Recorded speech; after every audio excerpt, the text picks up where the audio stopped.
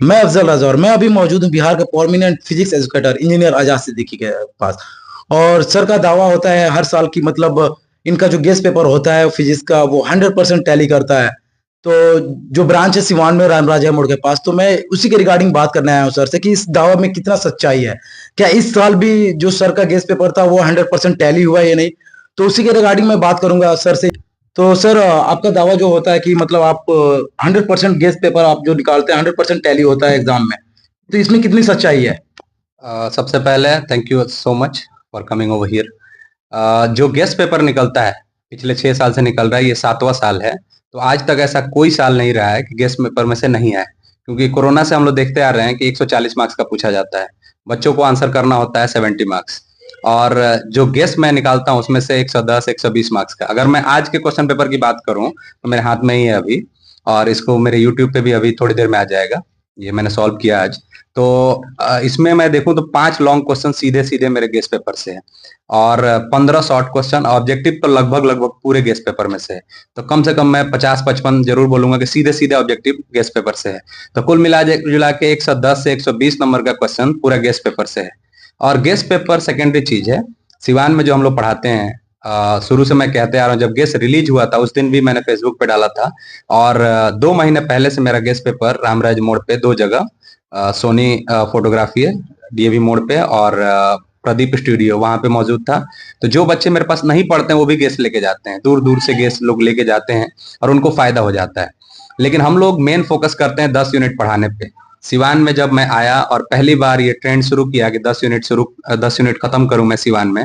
नहीं तो सिवान का ट्रेंड क्या था कि मैक्सिमम ऑप्टिक्स के चक्कर में 6 7 8 महीने खत्म हो जाते थे, और जैसे तैसे करके सिलेबस पूरा होता था। तो मेरे आने के बाद मैंने शुरू ही किया इलेक्ट्रोस्टैटिक से पढ़ाना, और सिवान के लिए एक नया ट्रेंड लाया कि इलेक्ट्रोस्टैटिक से शुरू होगा जहां से शुरू होना चाहिए। और आज रिजल्ट ये है कि बच्चे रिलाई करते हैं, बच्चे ट्रस्ट करते हैं।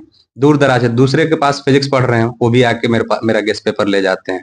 तो 10 यूनिट पढ़ाने के बाद ये उन बच्चों के लिए हम लोग गेस्ट पेपर निकालते हैं जो बच्चे पूरा साल भर नहीं पढ़े, या उनकी तैयारी अच्छी नहीं रही, सिर्फ उनको पास कर जाना उनके लिए। लेकिन टॉपर्स के लिए भी बोला जाता है कि जरूर एक बार गेस्ट देखिए, क्योंकि इसके बाहर से अब तक कुछ आया नहीं है।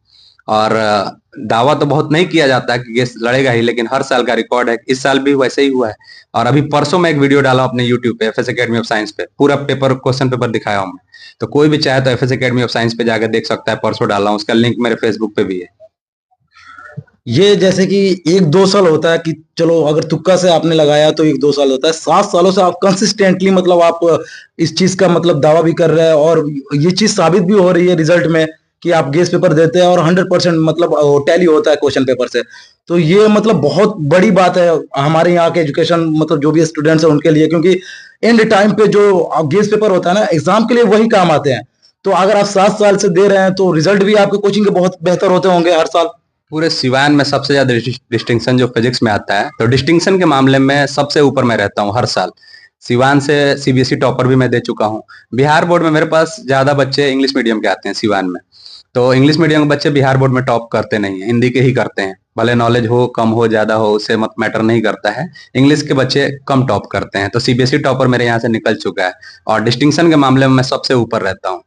दूसरी बात, हम लोग जब क्लास में एंटर करते हैं पढ़ाने के लिए, तो हम लोग ये नहीं सोचते हैं कि किसी टीचर के बारे में बात करके 15-20 मिनट खराब करें, किसी दूसरे टीचर की हुटिंग करके, उनका क्रिटिसिज्म करके।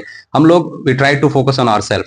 सो I don't see anyone as my competitor in सी1। तो किसी को मैं कॉम्पिटिटर के तौर पे भी नहीं देखता हूँ, और किसी को मैं किसी के बारे में बात करके अपना टाइम खराब भी नहीं। टू द पॉइंट आइए, पढ़ाइए, अपने आप पे फोकस कीजिए। अगर आप मेहनत से पढ़ा देंगे तो वो मेहनत बच्चों में दिखेगी, और फिर गेस वेस ये सब की जरूरत नहीं पड़ेगी। उसके बाद गेस दे देना और लड़ जाना तो अपने आप में बहुत बड़ा अचीवमेंट है। और मैं अपने आप को फॉर्चुनेट मानता हूँ कि मेरी मेहनत बच्चों के लिए काम आती है। तो अगले आगे भी ये कोशिश जारी रहेगी। जी, बहुत कम टीचर होते हैं, कोचिंग तो कराते हैं वो लोग, अच्छे मतलब टीचर्स भी रखते हैं, लेकिन होता है ना कि अच्छे टीचर्स मतलब कैसे डिलीवर कर रहे हैं क्वालिटी एजुकेशन को, ये बहुत मायने रखता है। मतलब कि बच्चों को समझाना बहुत टफ काम है, क्योंकि आपके पास अगर 100 बच्चे आ रहे हैं तो 100 का माइंडसेट अलग अलग होता है, और 100 को एक चीज मतलब एक ही पॉइंट पे समझाना बहुत मतलब टफ काम है।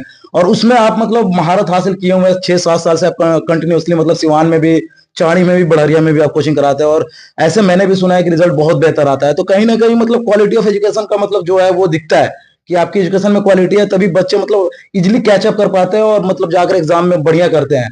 तो एक बहुत बड़ा अचीवमेंट है और सही में फॉर्चुनेट मानना चाहिए, क्योंकि कंपटीटर तो बहुत लोग आपको मानते होंगे, आप नहीं मानते किसी को, लेकिन बहुत लोग आपको मानते होंगे कंपटीटर, फिजिक्स में, सिवान में भी, जहां जहां आप पढ़ाते हैं। लेकिन जब आपके पास बच्चे आते हैं, तो बच्चे जब रिजल्ट आपको दिखाते हैं, तो वो तो बहुत प्राउडली मतलब मोमेंट होता है आपके लिए, कोई भी टीचर के लिए। जब स्टूडेंट का अच्छा रिजल्ट आता है तो प्राउडली मोमेंट होता है वो। तो उस चीज को आप मतलब किस तरह लेते हैं और कैसे मतलब इतना इजीली समझाते हैं? ये नॉलेज और नॉलेज के साथ साथ एक्सपीरियंस पे भी डिपेंड करता है। तो मैं बाय चॉइस आया हूँ टीचिंग में। पहले जो लोग मुझे जानते हैं, जो करीब से जानते हैं, या जो लोग भी मुझे जानते हैं, वो जानते हैं कि मेरा 6 साल का इंडस्ट्रियल एक्सपर्टीज है।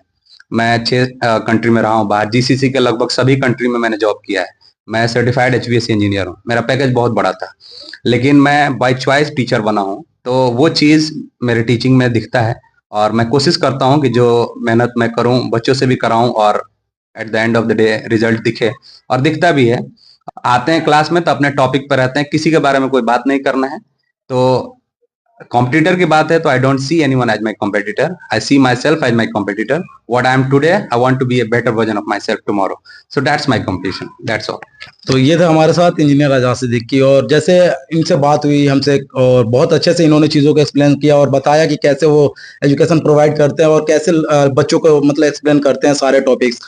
तो आप अगर देखना चाहते हैं इनका दावा में कितनी सच्चाई है, तो इनका खुद का एक यूट्यूब चैनल भी है, एफएस एकेडमी ऑफ साइंस के नाम से।